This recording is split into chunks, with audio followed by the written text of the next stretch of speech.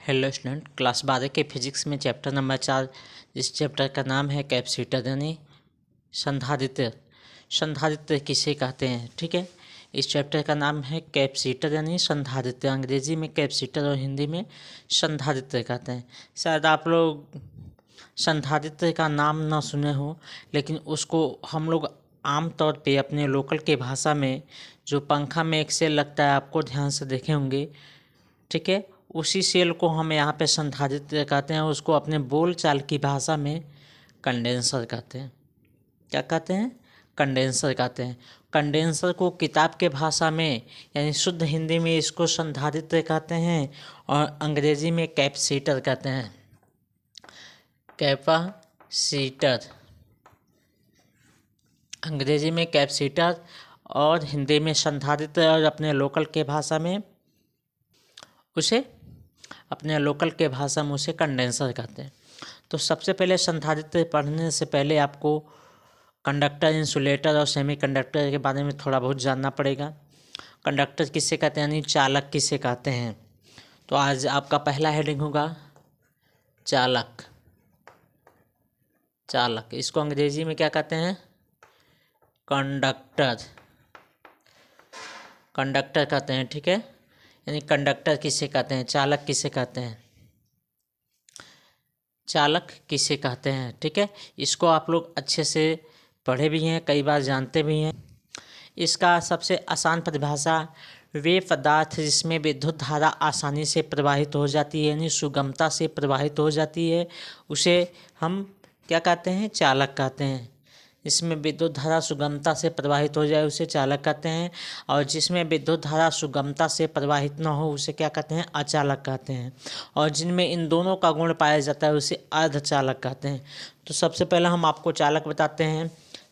वह पदार्थ जिसमें विद्युत धारा आसानी से प्रवाहित हो जाए उसे चालक कहते हैं।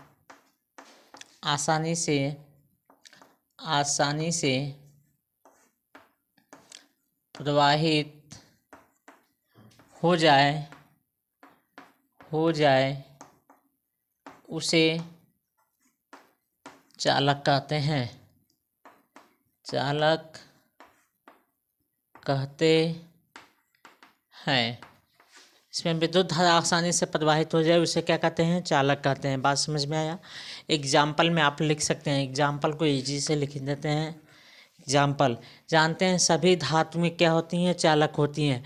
जिसमें फ्री इलेक्ट्रॉन पाए जाते हैं वे सभी क्या होते हैं? चालक होते हैं। जैसे लोहा, ठीक है, चांदी, एल्यूमिनियम,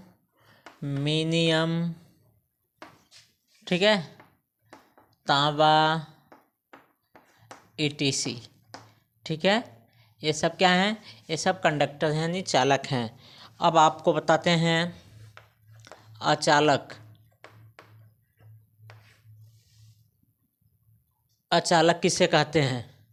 ठीक है, तो अचालक को आप लोग ध्यान से समझेंगे।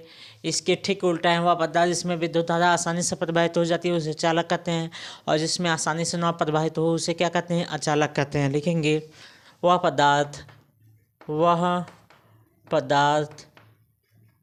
जिसमें विद्युत धारा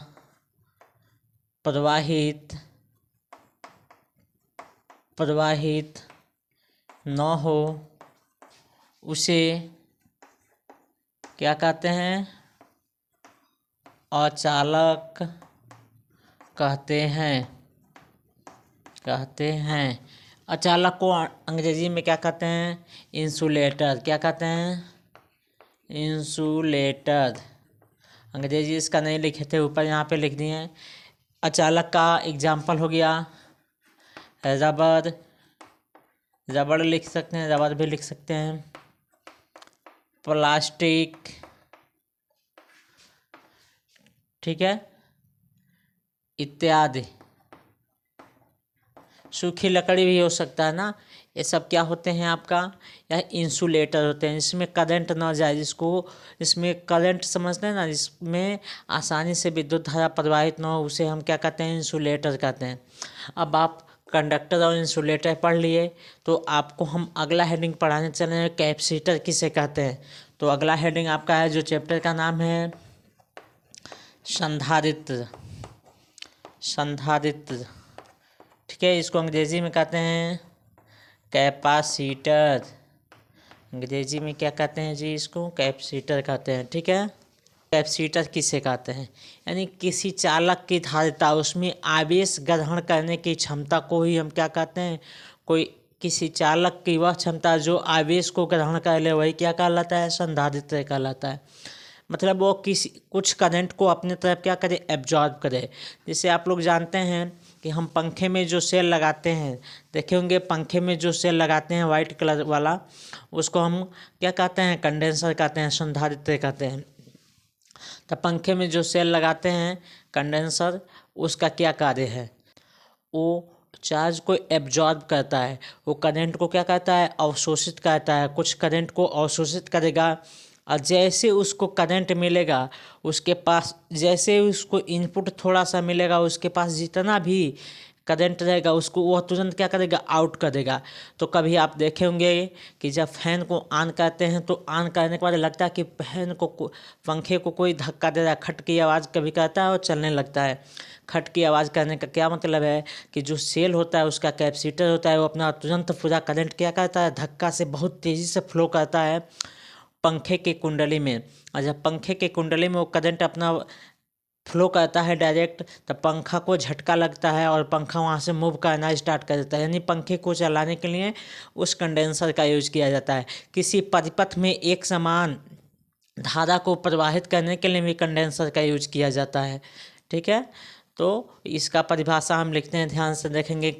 संधारित्र का, वैद्युत धारिता किसी चालक की वैद्युत धारिता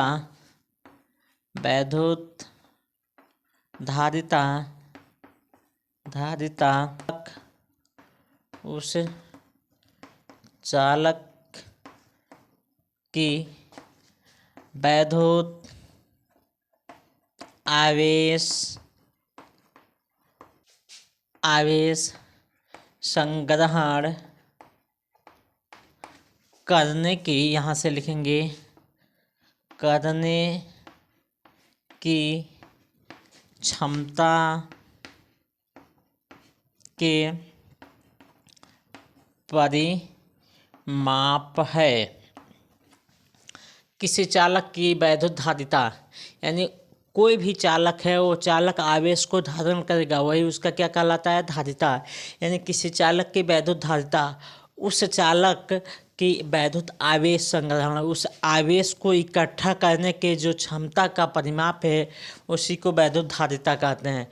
इसे लिखेंगे, इसे स्मॉल सी से व्यक्त करते हैं। कभी कभी कैपिटल सी भी लिखते हैं। ठीक है, फार्मूला तो C=Q/V। ठीक है, लिखेंगे जहाँ V विभव, C धारिता, Q आवेश है। बात समझ में आया। भी विभव, सी धारिता, Q क्या है, आवेश है। यह आपका फार्मूला हो गया। इसका मात्रक लिख देते हैं, मात्रक यानी किसका मात्रक, धारिता का मात्रक। तो धारिता का मात्रक लिखेंगे तो ऊपर क्या है, आवेश का मात्रक यानी कूलाम, और विभव का मात्रक क्या होता है, वोल्ट। अब बीमा निकालेंगे, किसका बीमा, धारिता का बीमा। तो कूलाम का बीमा, कूलाम, वोल्ट को तोड़ेंगे तो यह हो जाएगा जूल प्रति कूलाम। अब देखिए कूलाम में नीचे, कूलाम नीचे है, तो यह हो जाएगा कूलाम का स्क्वायर बटा जूल। क्या हो जाएगा? जूल। अब जूल को तोड़ेंगे दो भागों में, तो यह कूलाम का स्क्वायर है, कूलाम का स्क्वायर है।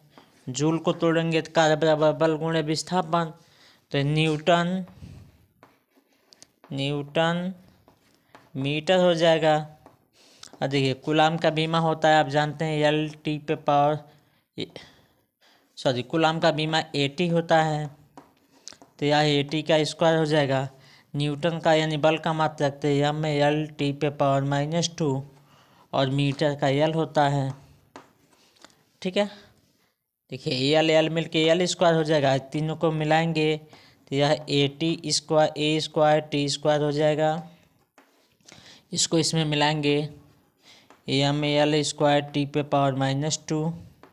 अब इसको ऊपर ले चलते हैं, एम पे पावर -1, एल पे पावर -2, और देखिए टी पे पावर माइनस है तो टी पे पावर 4 और ए पे पावर 2।